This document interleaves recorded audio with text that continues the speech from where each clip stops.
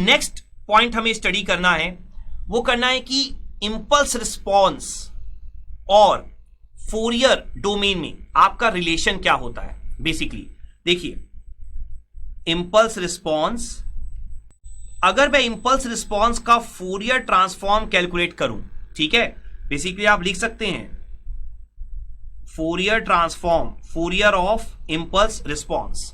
तो अगर आप फोरियर ट्रांसफॉर्म कैलकुलेट करते हैं इंपल्स रिस्पॉन्स का, तो आपको क्या मिलेगा। तो यहां पर आप ध्यान से समझिएगा। देखिए, इंपल्स रिस्पॉन्स मींस आपको ये क्लियर होना चाहिए कि एलटीआई सिस्टम है,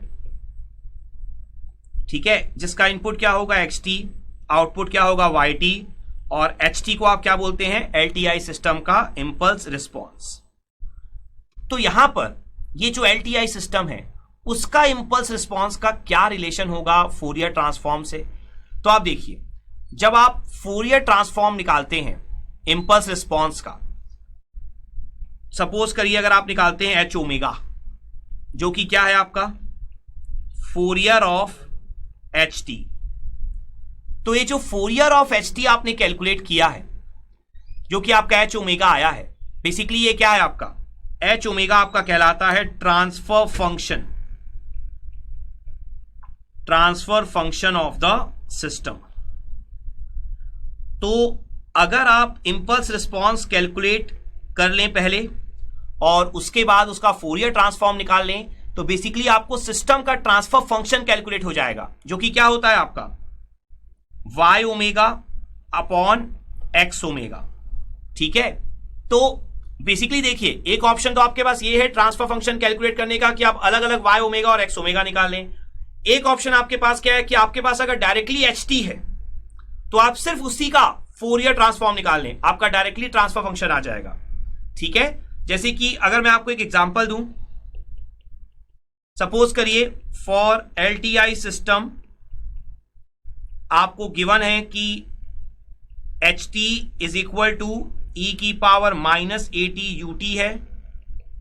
तो एलटीआई सिस्टम का ट्रांसफर फंक्शन क्या होगा, तो आप डायरेक्टली क्या लिख सकते हैं h omega is equal to 1 upon a plus j omega, या अगर आप f के फॉर्म में लिखना चाहते हैं तो 1 upon a plus j 2 pi f। इस तरीके से आप बड़े आराम से ट्रांसफर फंक्शन निकाल सकते हैं, ठीक है। मान लीजिए यहां पर आपको कुछ और बोल देता क्वेश्चन में, तो आप देखिए इसका यूज अब क्या है। एक तो ट्रांसफर फंक्शन निकाल लिया आपने, एक अब यूज देख लीजिए। मान लीजिए आपको बोल देता कि for LTI system ht is equal to e की पावर माइनस AT ut, और साथ ही साथ आपको कोई सिचुएशन दे देता कि जो आपका इनपुट है, input x omega means input का फोरियर ट्रांसफॉर्म आपको दे देता x ओमेगा आपका 1 upon b plus j omega है, ठीक है।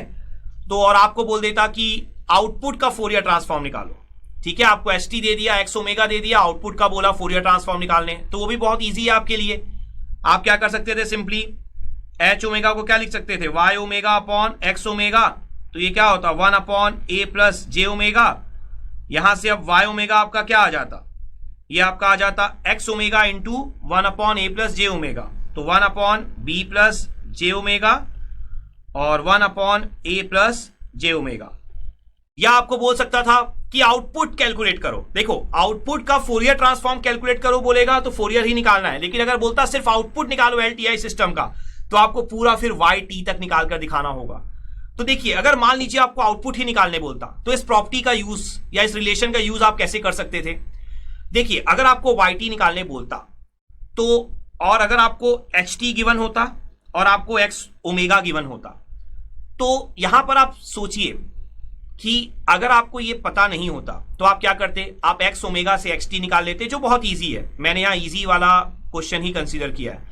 तो x ओमेगा से xt निकालते, फिर आप xt और ht का कॉन्वोल्यूशन करते, जिससे आपको क्या निकलता, जिससे आपको मिलता yt।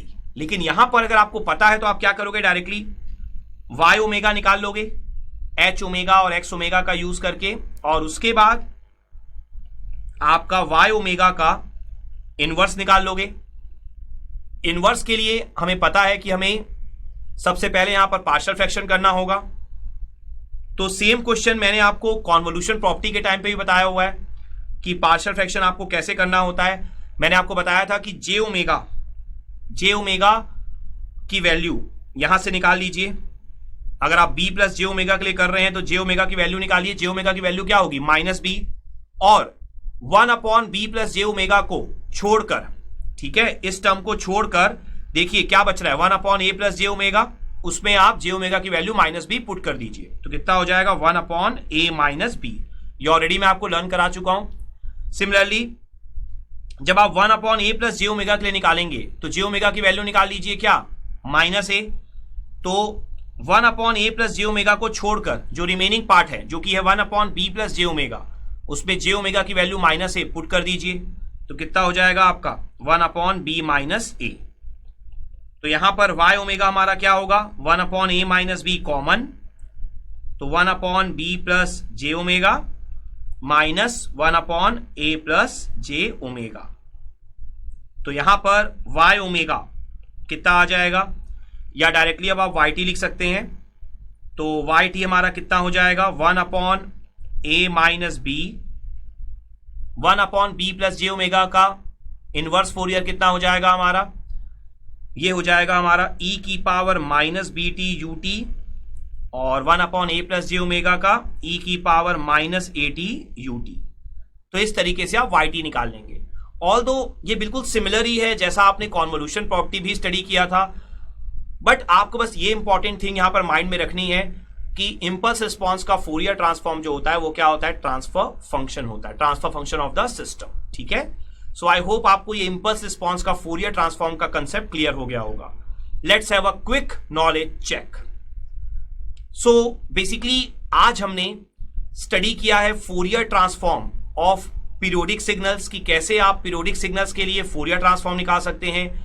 इसके साथ साथ आज हमने स्टडी किया हिल्बर्ट ट्रांसफॉर्म, और हमने देखा है हिल्बर्ट ट्रांसफॉर्म में किस तरीके से पॉजिटिव फ्रीक्वेंसी के लिए -90 डिग्री फेज शिफ्ट और नेगेटिव फ्रीक्वेंसी के लिए +90 डिग्री फेज शिफ्ट होता है। और साथ ही साथ हमने एग्जांपल्स देखे कॉस और साइन के। इसके साथ साथ हमने देखा Fourier transform of impulse response. So I hope आपको ये पूरा कंसेप्ट बहुत अच्छे से क्लियर हो गया होगा, और इससे रिलेटेड कोई भी क्वेश्चन एग्जाम में आएगा आप बहुत आसानी से सॉल्व कर लोगे।